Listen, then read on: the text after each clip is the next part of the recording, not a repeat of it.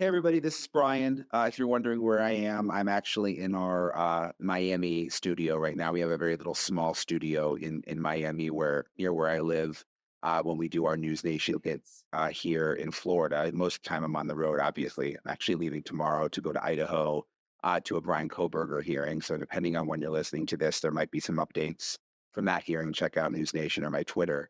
But I've been in Florida for a couple of days. I wanted to talk about and do this podcast on this Portland, Oregon serial killer case because I was in Oregon all of last week and I've got a ton of stuff I want to tell you about in video I want to show you.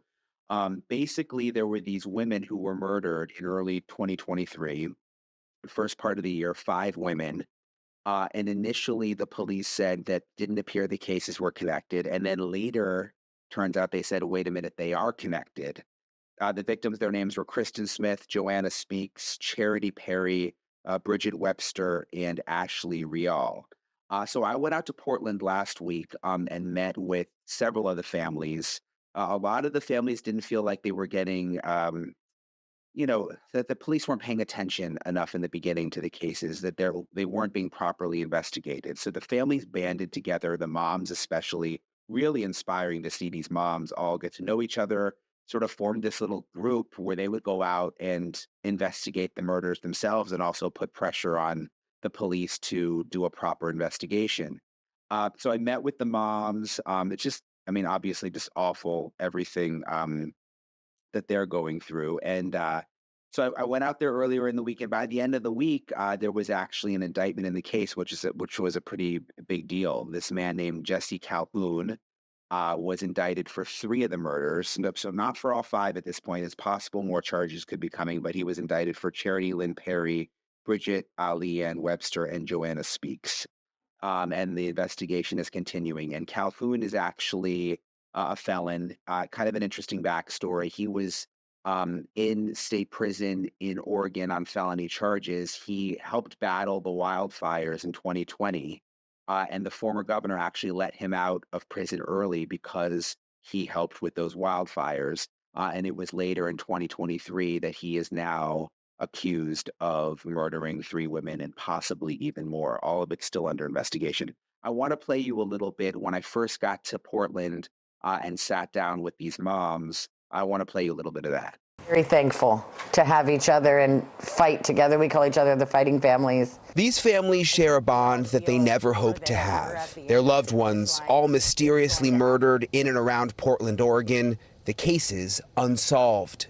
When you got together, how quickly did you realize, wait a minute, there could be a connection?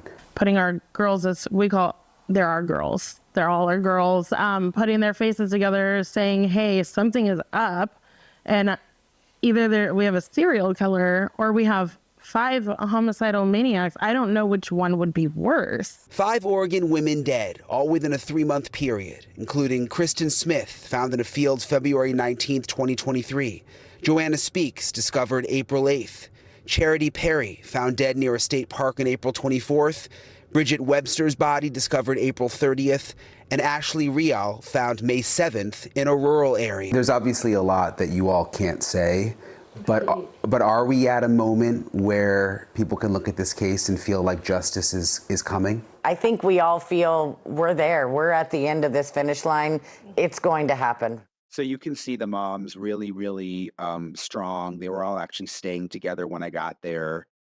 And they pushed and pushed and pushed. And now there has been this indictment of this suspect, Lee Calhoun. Sadly, again, he hasn't been connected to the 2 other murders. And I say sadly because the families really are hoping for some kind of resolution so that they can start grieving. But again, it is still under investigation. While I was out there, several of the families took me out to the places where the bodies were discovered, where the moms, where their daughters were discovered. I went out to the spot where Charity Perry was found, which is in a state park about 30 minutes outside Portland. I want to show you what the location was like out there. Yeah, be careful. I got this. You be careful. Yeah. I'm redneck country. I got this.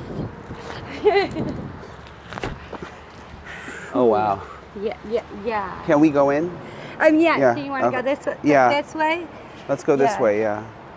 So we're under the road here, Yes, we're under Interstate 84. and there's graffiti. I mean, it's. Everywhere.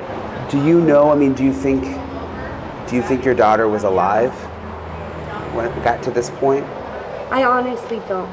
I don't think that she died here. I think she was placed in the sick area. Okay. Yeah. Did she ever come out to this? Would she have any reason to be out in this area? No, like she didn't. She wasn't a person who drove, and I was given enough detail to know that there's no way she walked here. Yeah. It's a long way from Portland. Yeah. And she didn't have shoes. So besides it being cold, that they would have been able to tell by her feet that she had walked this far. Yeah, more graffiti over here. Yeah, yes, everywhere. We came out here and really did think that we found where she had been. I still don't know, of course, like how she was positioned. I just know that they worked really hard to hide her. You know, that I almost went without even knowing, and I wouldn't have stopped looking for her.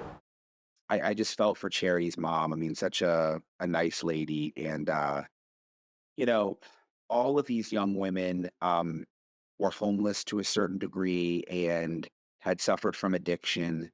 And these moms just felt like their cases weren't taken seriously because of that. And I'll tell you, after I hadn't been to Portland in years, spending a week in Portland, I mean, there is a major problem there. And you see it right away when you're on the streets. I mean, there are homeless people all over the place. I don't think I've seen anything like it in any other city in America.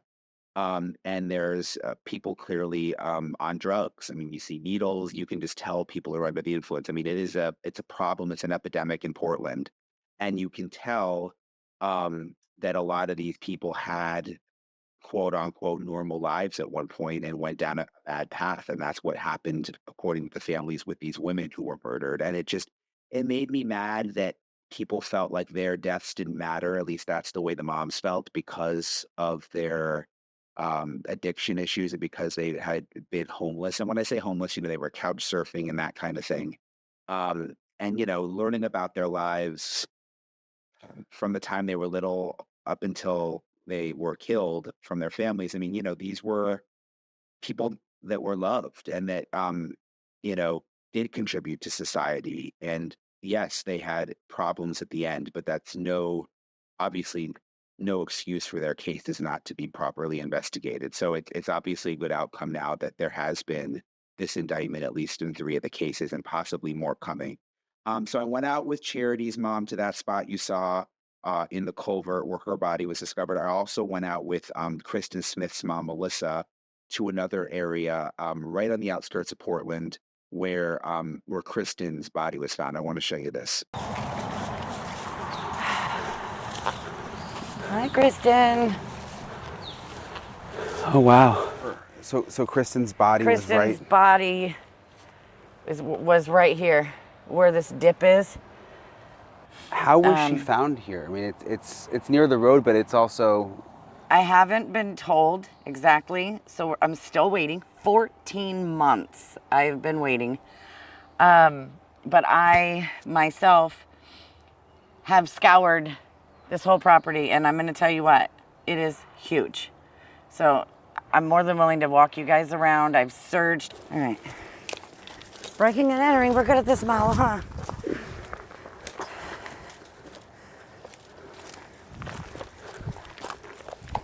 And I have photographs of all of this stuff before they demoed and cleaned it out too. Wow, so there's a whole compound back here. Yep, this is a little broken down shed. All of this fencing was not here. This little barn area had a bunch of broken zip ties. One loop, another loop, tied together. Wow. See where I'm going with that? Yeah. I found all that there. This is the house where he would bring girls in and he showed her. Jesse Calhoun. Jesse Calhoun showed Krista this house. And that's the shed that had personal belongings in it. This is where Krista took me. See the sleeping bags? Looks like a fire pit in the middle. Can we look in here? Do you mind? I don't care. Yeah. Will you come too? Or you? Are you scared? Do you want me to hold No, your I'm hand? not scared. I just wanted you to. I just wanted to see. I'm such like, a smart aleck. Is this the same stuff that was here last time you came? There's a lot missing. There was a ton of clothes. I have photos of it all. There was coffee. There was liquor bottles. All kinds of stuff. Books, CDs, sleeping bag, pillows. Have you looked to see if anything like may have belonged to Kristen? I have dug through everything on this property. So you can see from Kristen's mom, from Melissa there in that piece, I mean, she's just been determined. She's been determined to investigate her daughter's killing. And her case is still one of the cases that is technically still unsolved. We had a chance to talk to her after the indictment came down for Jesse Lee Calhoun. It was because Kristen's situation is a little different than the other gals, and hers is still under investigation. We're still waiting for, more stuff. And so it's going to take a little longer. I mean, it sounds like they were really pressed for time and they already had everything they needed for the other 3 girls, but he was getting ready to be released in less than 3 weeks. So Kristen and Ashley are obviously there's something, but they need to still gather all of their investigation evidence before they can tell me and then the public yay or nay. So we just have to stay positive and keep looking, keep searching, keep trying to get answers. I just felt for her. What a disappointment. She had also been waiting, and the other moms, got the news that they were hoping for, that he was going to be connected, and Kristen's mom, Melissa, didn't get that news. And, I felt for her because these moms have been together so much and they've been working together for the last year or so. And for her to sort of be left out there, I just wondered what that must have felt like. But the other moms just embraced her, and they're going to continue to help her investigate her case. And again, it's possible that Jesse Lee Calhoun is connected, and they are just still working on the investigation behind the scenes. They had to, and you heard Melissa say this. I mean, Jesse Lee Calhoun was going to get out of prison in June, so they had to come up with some charges to keep him there. So it's possible that more charges could also be coming. So we went out there, and you saw what it was like. Being out there where the bodies was found, which was super emotional for the families.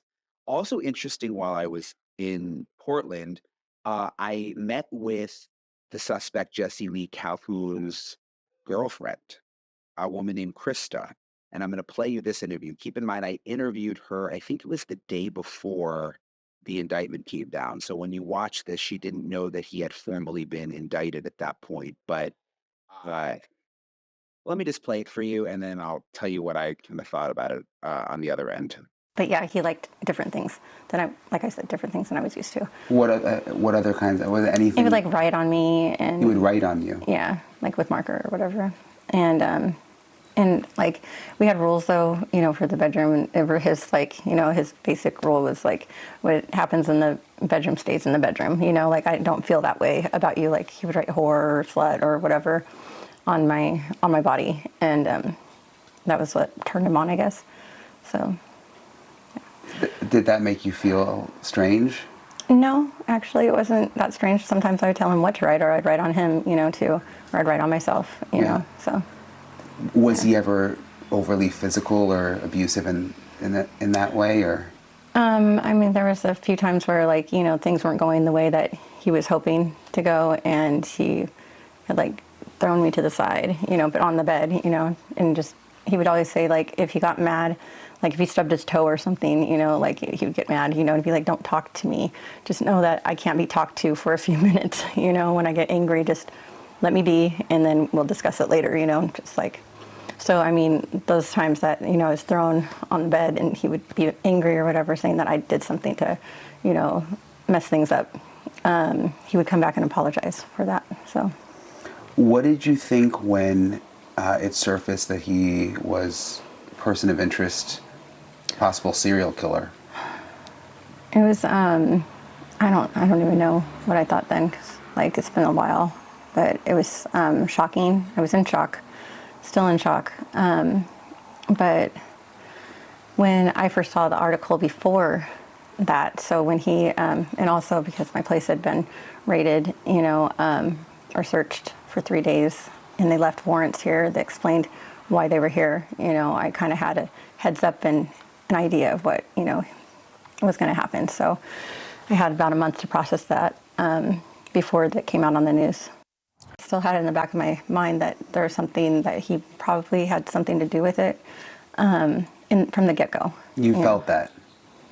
Yeah. I mean, when I went to confront him about it, I walked up to him, I hugged him, he was outside here, and I said, is there something you want to talk to me about? Like, how's your mental health doing? Like, what's going on with you? I didn't know, like, how to present anything to him, because that was where my head was at. And so that started a couple fights, or a couple, not our fights, but, some distance between us for that first week, and to say he was acting funny, I would say, yeah, he was acting funny, but he kept saying, like, well, if my own girlfriend thinks that I did, something, that I had something to do with this, then how come, then how could anybody else believe that I, didn't, And that was before anything, like before he got arrested, and, So yeah, he could sense that you well, thought you yeah, may have because done it. I asked him, like, is there something you want to tell me? Like, what do you say to that? I had no idea. He didn't have anything to tell me. He was just like, what?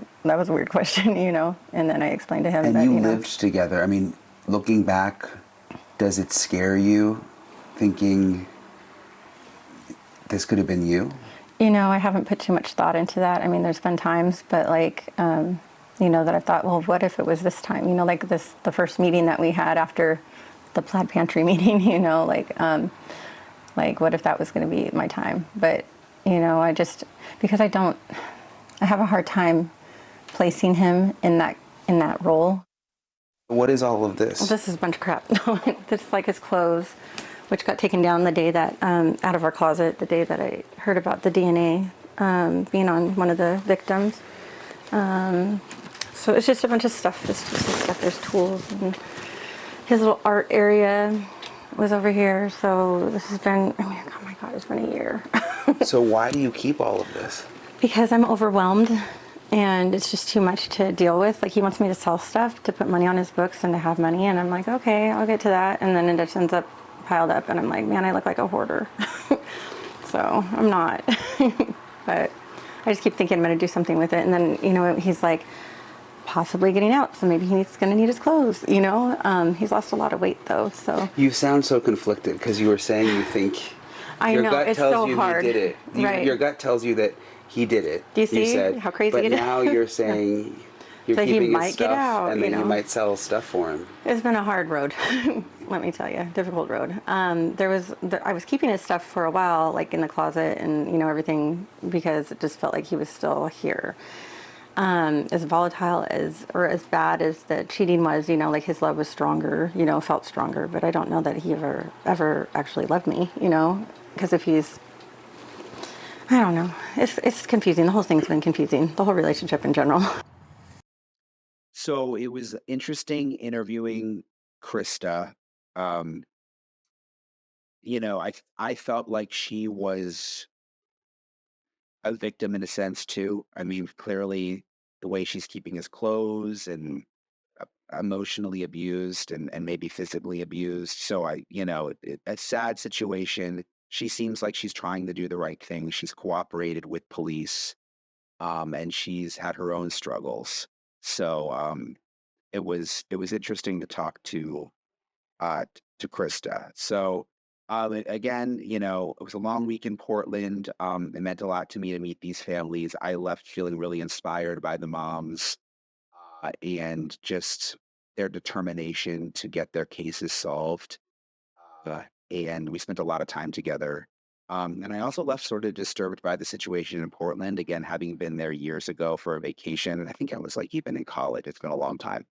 There's a lot of problems there. I mean, there's a lot of nice people and it's a cool city and good restaurants and stuff, but you walk around. I mean, I went on runs and it's just like you're running by all these tents and homeless people and people using drugs, and it all kind of connects back into this underground world there, that plays into these murders and um, how they happened. Because according to the families, these were good girls that went down a wrong path that existed there in Portland, and it's possible Jesse Lee Calhoun, was able to victimize these women because of the bigger situation happening there. So just a tragic case, but we'll see what happens. The three deaths officially now connected to Jesse Lee Calhoun, and we may see more soon. So thanks for listening here from our little Miami studio.